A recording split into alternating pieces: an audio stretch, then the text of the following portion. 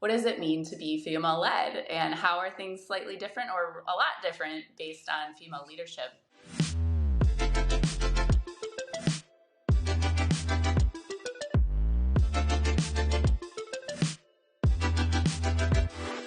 Welcome to the Technical Difficulties Podcast.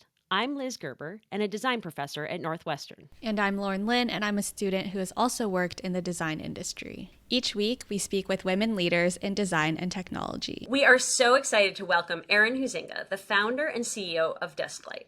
Desklight is a studio that designs equitable learning strategies and tools, making learning more exciting, future-focused, and accessible. Erin is passionate about helping both individuals and companies unlock their potential to use innovative learning solutions. Erin has spent the last 15 plus years at some of the world's largest and best consultancies, such as Gensler, Gravity Tank, and IDEO. She was also featured on Chicago Inno's Women's Founder in Chicago Tech. Erin's most recent pursuit is a book titled Learning in the Wild, 21 Ways to Make Learning a Daily Habit and Avoid Getting Caught in the Wild Without the Skills to Survive. This book is so exciting, and I've been going through it so quickly, loving it, really looking at how is it that learning happens daily in our natural lives, and how can we even make more opportunities for learning, just doing the regular things that we're doing. So we can't wait to hear about Erin and how she's taking really a learner-centered approach to design and her journey as a design entrepreneur. So welcome, Erin. We're so excited to have you here. Thank you. Thanks for inviting me to do the podcast with you, Liz. I'm excited to be here. Yes, we are so excited. So we must ask you, just as a startup, what was the favorite thing that happened to you this morning? Highlight of the morning. Oh, goodness. Highlight of the morning. Well, it's the last day of school today for our son, Knox, who is graduating, quote unquote, from 7th grade. So he's very excited, and taking him to school for the last day was exciting for him. And we've got, the big graduation for the 8th graders tonight, and a show, and he's running tech for the whole graduation and show. So pretty proud of him. That is very impressive. Very cool. Go Knox. Okay, next question. What is your favorite creativity tool? You can define tool however you'd like.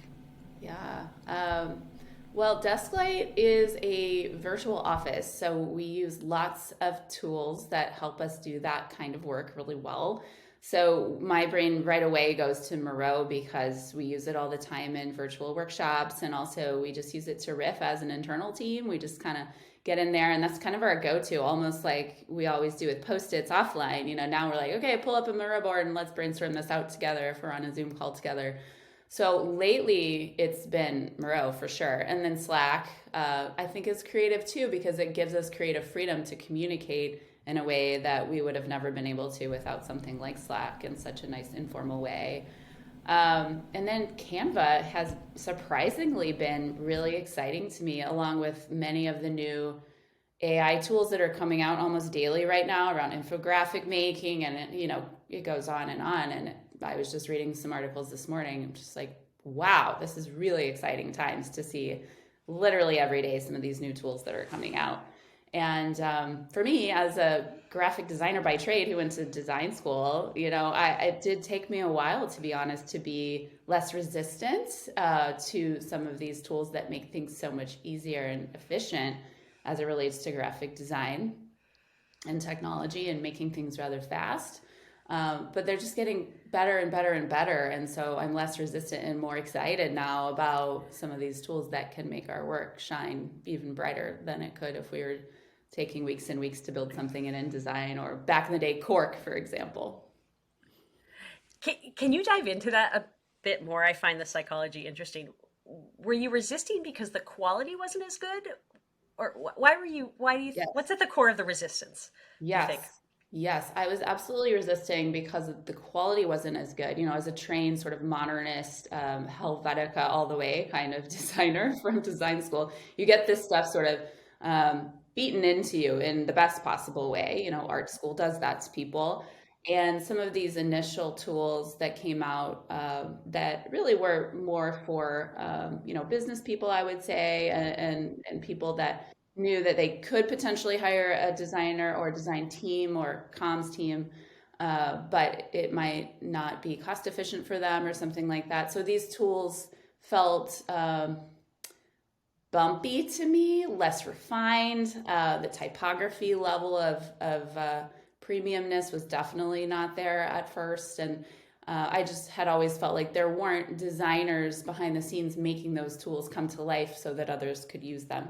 But nowadays, I feel like there is absolutely a strong design team behind these AI tools and even things like Canva to make these things more accessible. Oh, wait, go ahead.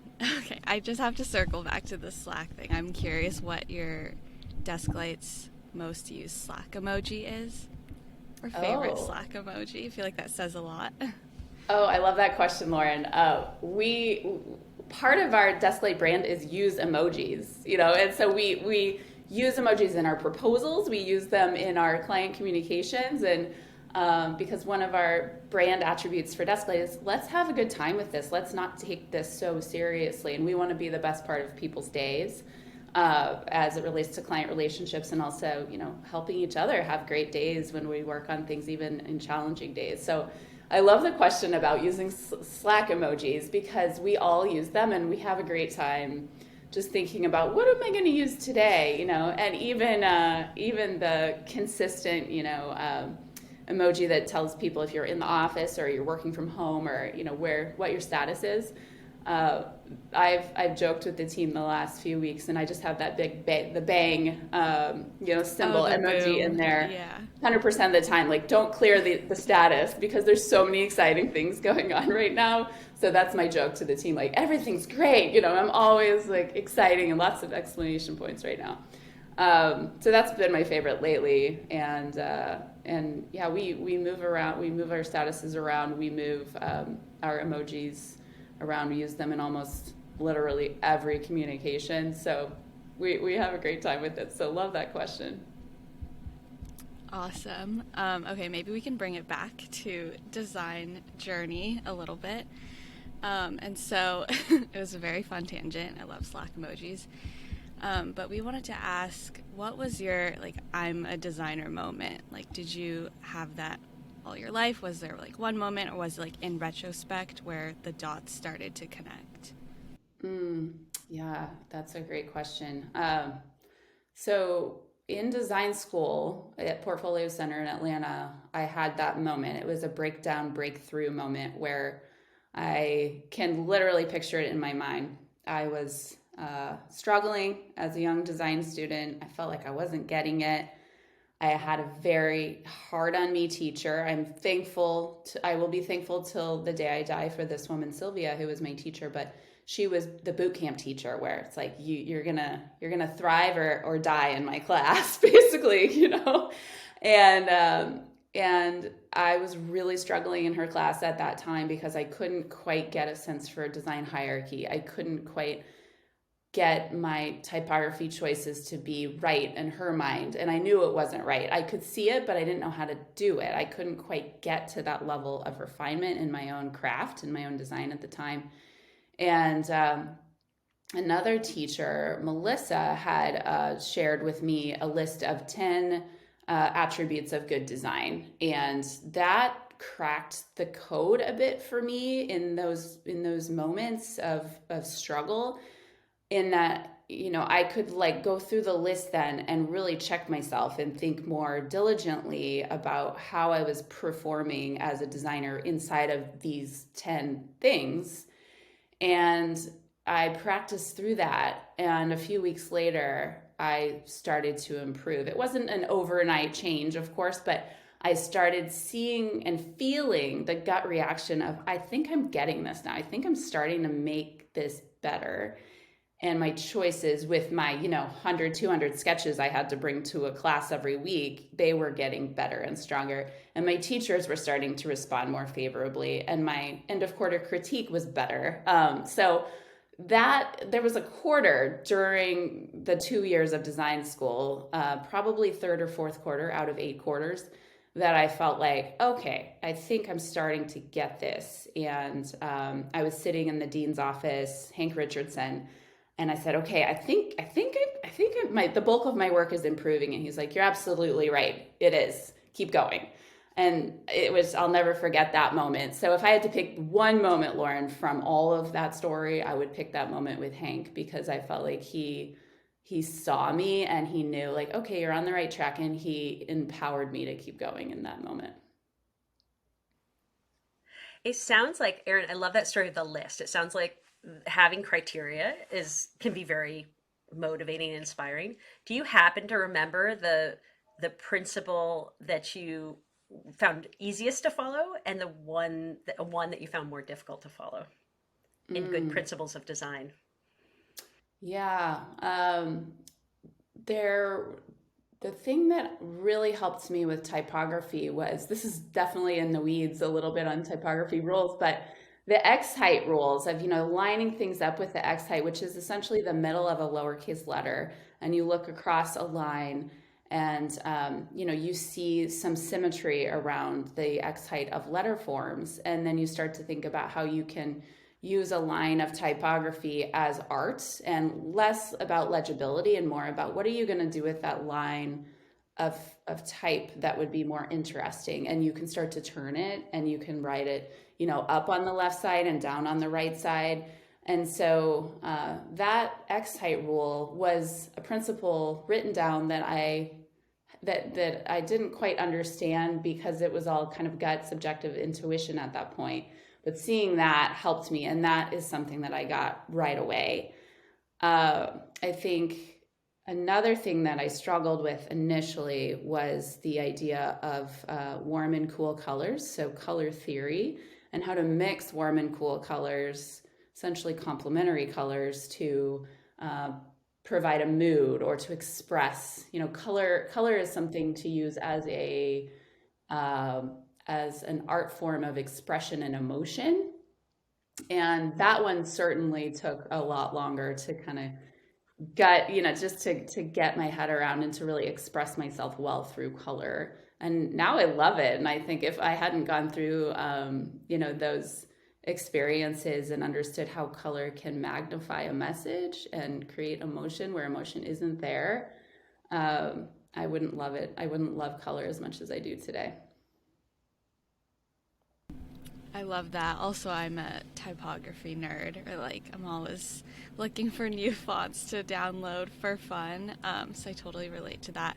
And I know your background is in graphic design, but now you're in educational technology and educational instructional design. So what was that path, or was there a transition, or was it natural? And what got you interested in that niche of design?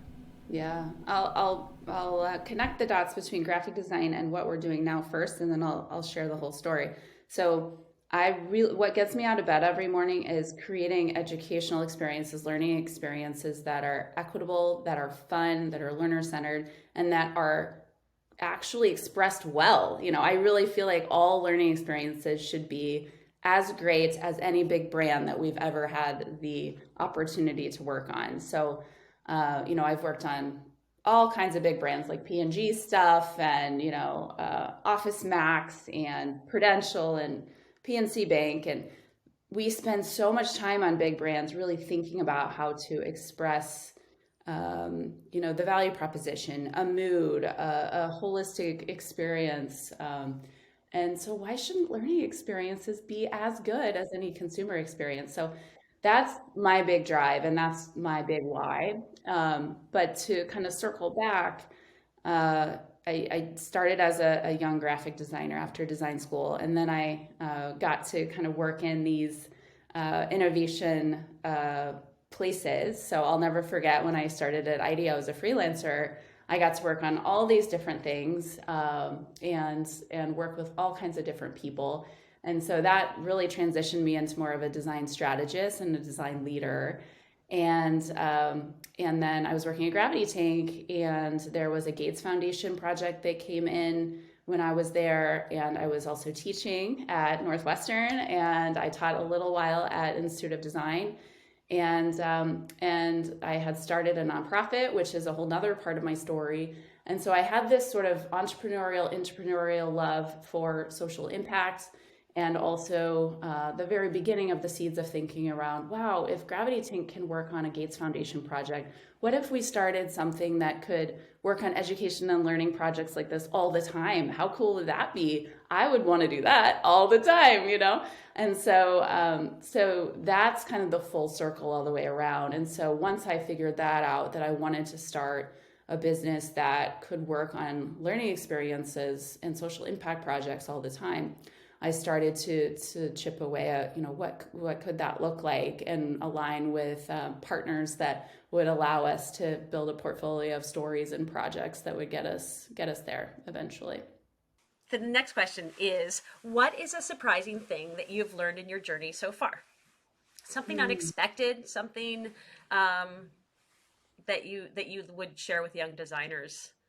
Yeah, I would say, something surprising that I certainly didn't know as a young designer coming out of undergrad and even grad school, just taking some time to really get out of your chair. I like to say, get out of your chair, see life, see the world around us. And those experiences are really going to get us to be better designers and meet the needs of our client partners, or meet the needs of, whatever it is that you're doing in an in-house situation to, push the cause forward, make the product or service better. We can't get insular. And, I think that's really important advice for young designers, because we all work really hard. There's a lot of really long hours. But in that moment where you start to feel like you can't see the forest for the trees and you're getting really insular in your thinking, those are the moments to say, to your boss or to your manager, I got to get out of here for a while. I have to really refresh my brain. I need some deep thinking time, or I need to go to the museum. I need to travel and do a field trip to learn more about what it is I'm trying to solve for. So being bold and brave, and that self-knowledge of knowing what you need. I love that. To be the best designer you can. That's awesome. I love how you referenced a chapter from your book, which I was just reading a little bit last night before I went to bed. There's another chapter that I really liked. It was about create tension, and how you need to create tension to have deeper, more fulfilling learning experiences. You retain the knowledge better, and it's a more full experience. And I was wondering if you could talk about when creating tension has been helpful for you in your career and for growth, because I think sometimes that's scary and hard, but much needed. Yeah. Where my mind goes with that question today, and it might be something different tomorrow, is giving ourselves a lot to do. And it's sort of a counter argument to what I just said about, taking time to talk to people about projects, but creating tension, and that, you're giving yourself lots of data points, and you're giving yourself a lot to think about in order to then synthesize all that information on your own and peel it back apart again, so that you've created something new, you've found something new. So I think it's just the season that I feel like we're in, that I'm in right now, and that there's so many things going on, and lots of clients that have very diverse needs, and the projects are very, very diverse. But I've been telling the team, this is a great thing, because we can cross-pollinate the learning and really holistically, as a design office, be thinking more broadly about what those tensions are and how we learn from those tensions. So that's a bit more of a macro answer than a micro answer, but that's what's on my mind today. Thank you, Erin. So speaking of tensions, you have had an incredibly successful career. You've written a book, you've worked for the top design firms, you own your own firm. Was it all easy along the way? And in particular, is there a story, I see you nodding, is there a story that you can share that that helps us realize everything wasn't always perfect? Sometimes there were some failures along the way. Yeah, gosh, it was definitely not easy. There's a lot of bumps on the road. Entrepreneurship is hard. The highs are very high and the lows are very low, and it never really stabilizes. So It's always a journey, but I love it. I love that life feels, so exciting in all of those ways.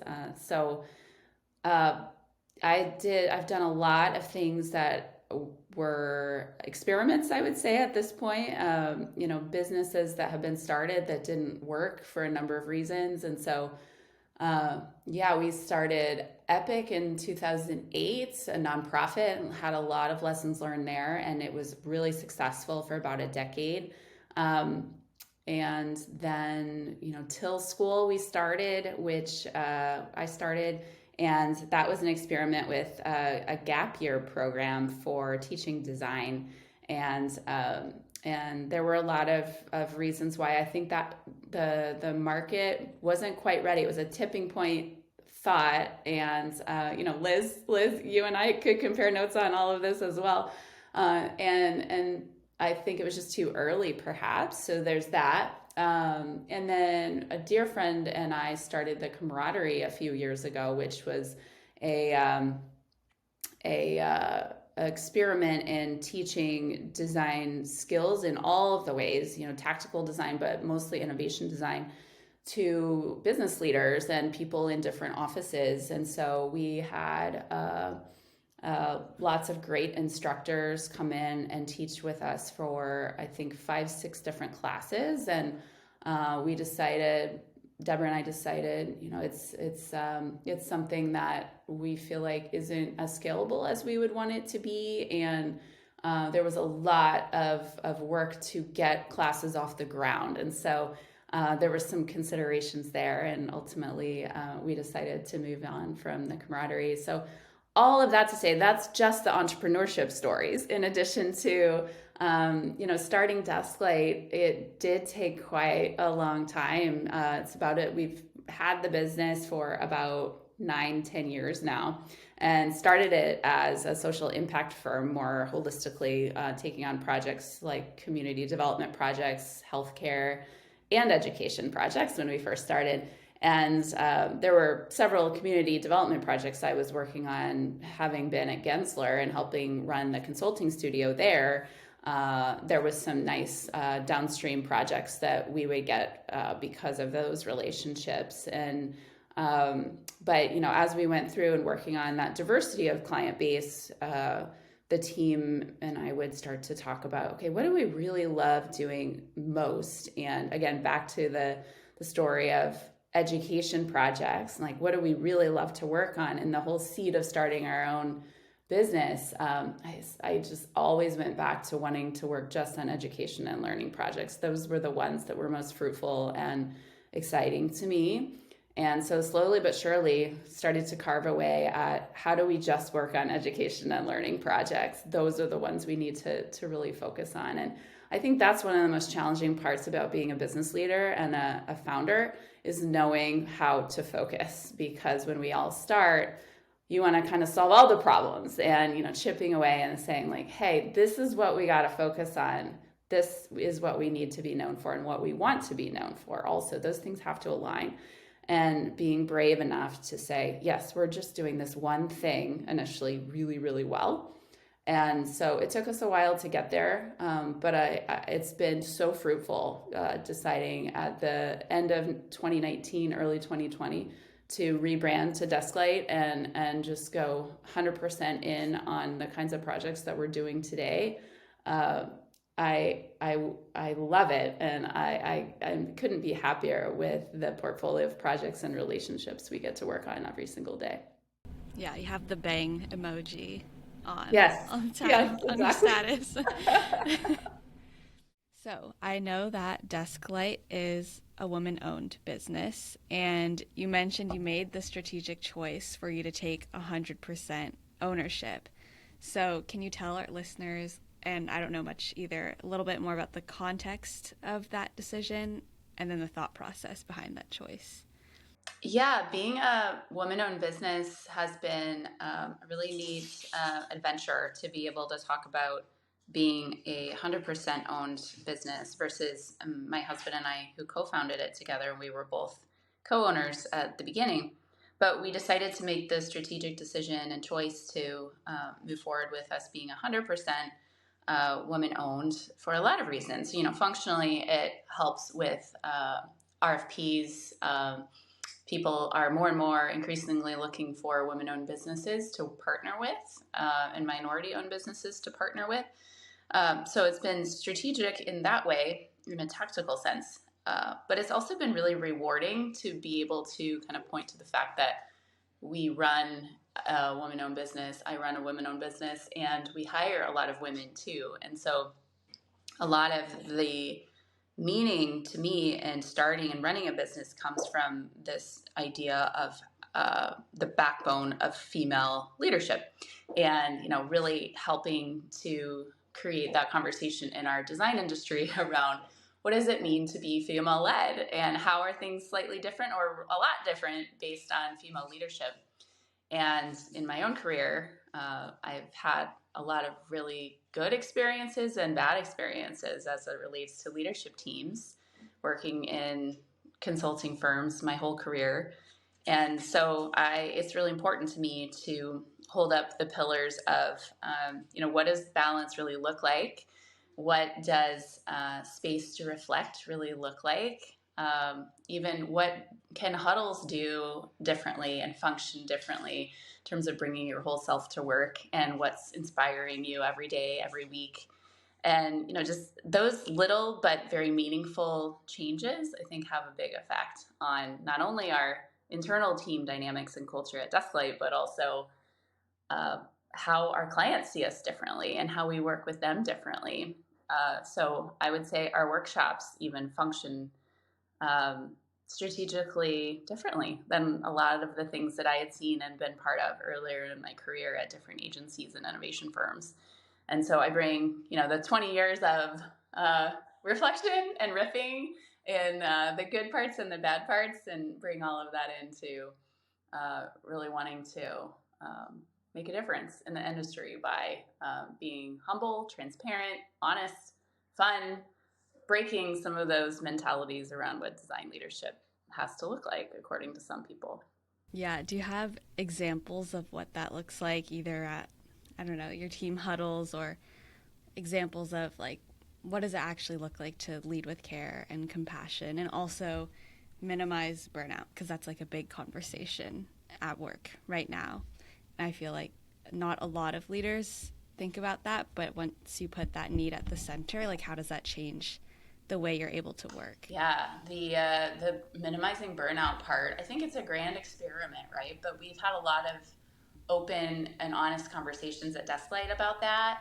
And for example, a few months ago, we had this pretty profound conversation about the fact that high functioning people that are really passionate about their work oftentimes don't really know when to take a break or when to quit.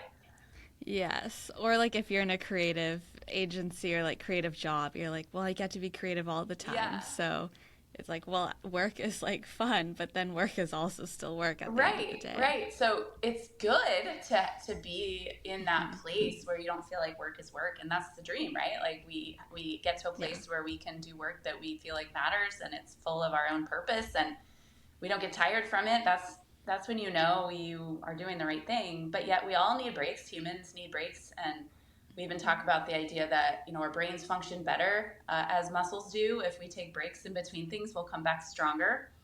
And so, what does that look like? We've put a required quarterly mental health and wellness day on the calendar for ourselves. So that's part of our benefit, yes, but also a requirement for those of us who find it challenging to take those breaks.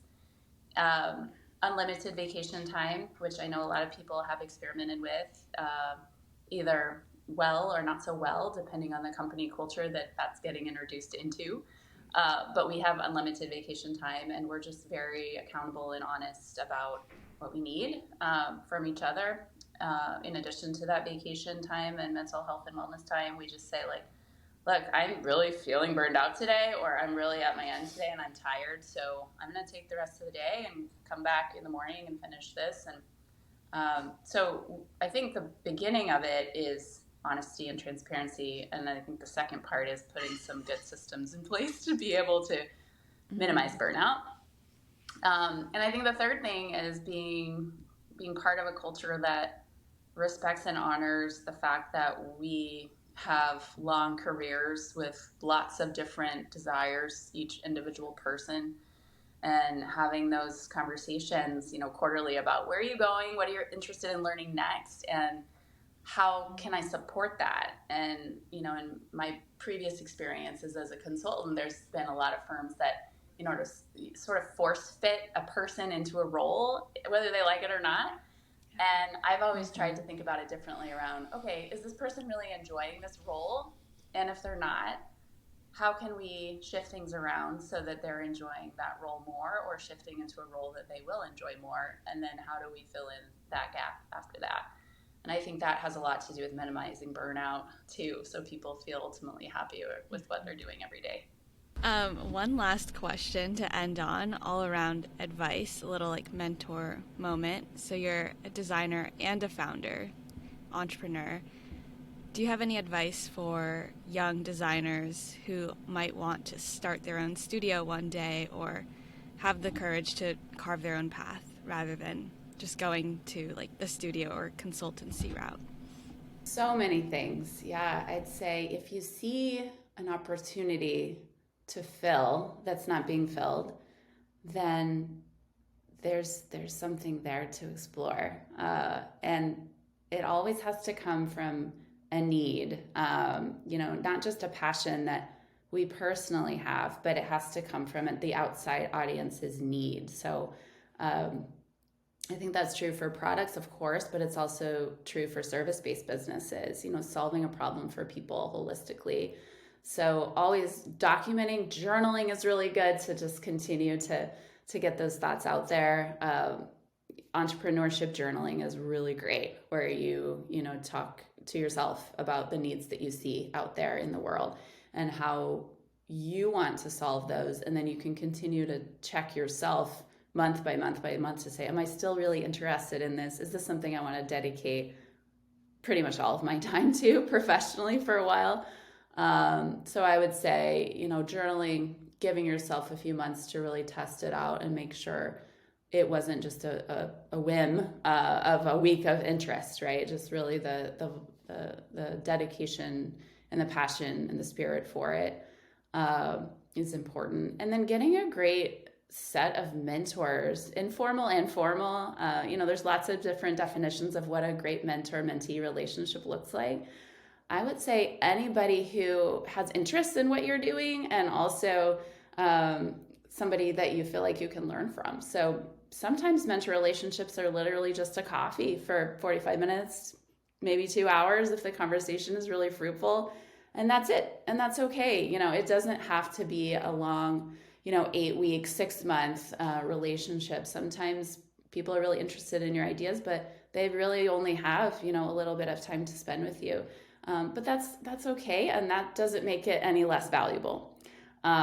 So, big and small relationships as it relates to mentorship.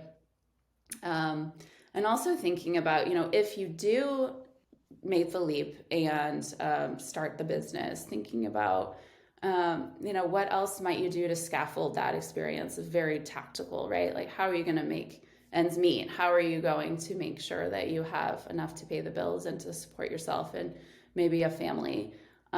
So when you make the leap, you don't have to do that necessarily 100% of the time. There can be ways to scaffold so you continue to learn about that opportunity that you have as an entrepreneur, to partner with other people to continue to, make sure that you can do that. So for example, I've been talking with a woman who is starting her own business that's different than Desklight, but I've been saying to her, how about you come in and you run this part of Desklight as this particular piece, and it's a win-win because we get your 20 years of thought and expertise, and you have the opportunity to start your own business and not work full-time with somebody else. So I'm always thinking about how can those relationships be win-win on both sides, and as we're all, figuring out life together in that way. So those are just a few ideas initially.